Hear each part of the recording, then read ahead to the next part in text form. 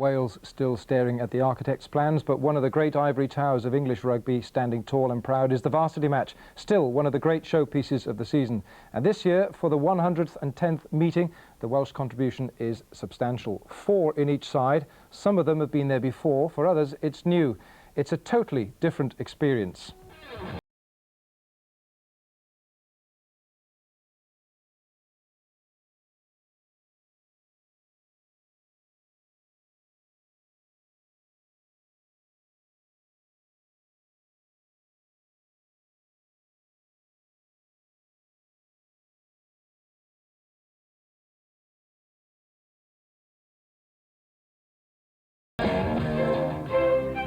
The harsh contrast between Henricks and Vivaldi's music runs parallel with the contrast within the lives of those 8 young Welshmen.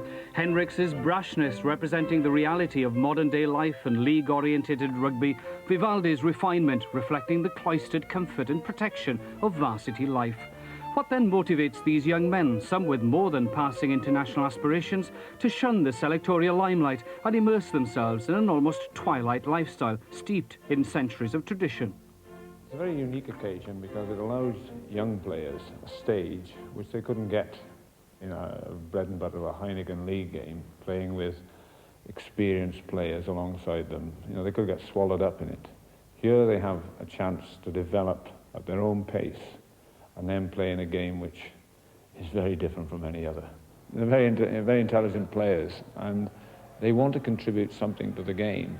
But they're also in a process of developing, so their minds are open and they're willing to look for change. And I cite somebody like David Evans from Cardiff, who I feel has probably lost his way a little. You know, there was a very talented player, and he looked talented at Oxford, and he emerged during the end of that year. And I think if he had another year up here, he would have been a very good player. Another Welshman in the other university, in Adrian Davis, I think he has blossomed as a result of being outside his homeland, because he'd be able to express himself as a rugby player. And I think it gives young players that sort of breathing space, yet allied to a fair amount of pressure. If I'd stayed at home and played behind a dominant Neath pack in a number 10 shirt, then I would have had everything going for me. Whereas up here, we are competing against bigger packs when I've got to make more decisions with my halfback partner, and there's no two ways about it that my rugby has developed in the 4 years I've been here. The thing to do is not to underestimate, I think, student rugby, you know, because especially with Oxford University, you know, before the Varsity Match, we played first-class teams. We just played Bath, where they had big boys, big names out, Damien Cronin and all those boys, you know. And we've been playing Wasps and those boys, so these English clubs, you know, they're no mugs at all, you know. Anybody that comes up here and sees the sort of fixture list we've got, you know, we played against Cardiff, played against Llanelli. I think Llanelli we lost 3 points. Beat Cardiff up here, beat the Harlequins up here, lost to Leicester, Northampton.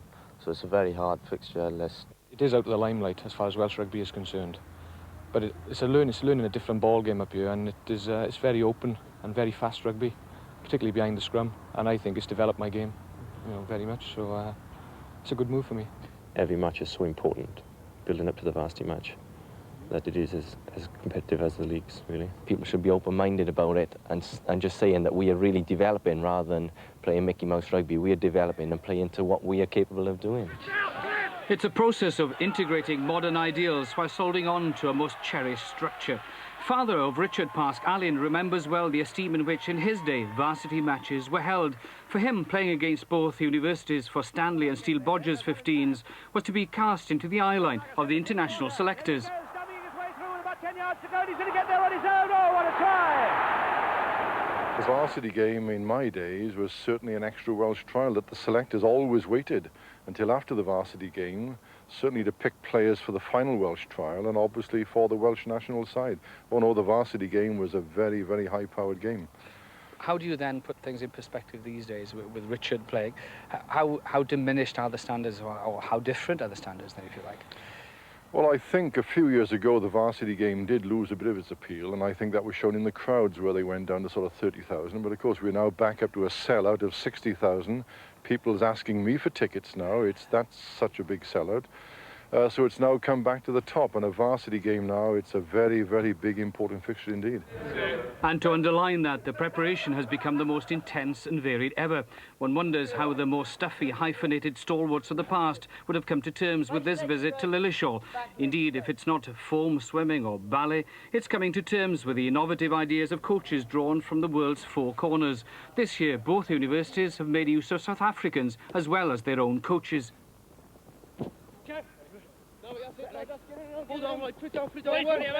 They are up to date, especially in rugby terms of the training. We have fitness coaches, and we have several other coaches. Alan Davis, obviously the Welsh coach, has been up here helping us. We've got a gentleman over from South Africa as well, who is an excellent coach, and we've learned a great deal in the last couple of weeks since he's been over here, along with Lynn Evans, who is the university coach as well. So regarding rugby, we've come on in leaps and bounds the last 10 weeks or so. The tradition of Oxford being a centre of excellence, really, where you get people from all over the world combining ideas, coaches from all over the world as well. It's a very good place to start. I think Oxford has always had a very strong overseas link through Rhodes scholarships, Australia, New Zealand, South Africa, and we've had some very talented players in the last few years coming over. And marrying the styles together is a fascinating task on the coaching side, and for the players to integrate. So I think that's something a bit special. And that foreign input in itself is a two-way process. For not only is it a matter of them bringing in new ideas, but also for the meaning of the word tradition to be explained to them. I keep saying to the boys, you know, it's like no one at home would believe me. We're going to all these functions, like last night we had port and nuts, you know, and it's just it's like a joke. And I think they'd laugh at me at home, but it's been a real experience. You know, there's so much age and so much tradition, and it's great. It's quite a lot of tradition all in Oxford, not only in the Varsity Match, I think, but you know, when you matriculate, everything is all tradition really, and it's good, I think, good for, you know, good experience. Focusing on victory is the main priority, although it's easy for the mind to go wondering as to whether amongst all that corporate hospitality there's a prospective employer. Certainly a couple of lads have had sensible haircuts ready for the pen portraits in the programme, so potential employers may be impressed. Certainly we'll be looking to impress a few people, on and off, yeah. The pressure of the occasion has often meant that the fizz of the game has compared badly with that of the champagne. The participants, though, are quite adamant that the vintage is still palatable and remains of high value. I think there's quite a very high standard of players on display on the day. And I think it still does offer a good challenge in rugby. I think if we lost it, we really would lose something, because it's got a place of its own. It's like, it's just totally, it's really unique. And I think if we lost that, we really would lose a part of the game.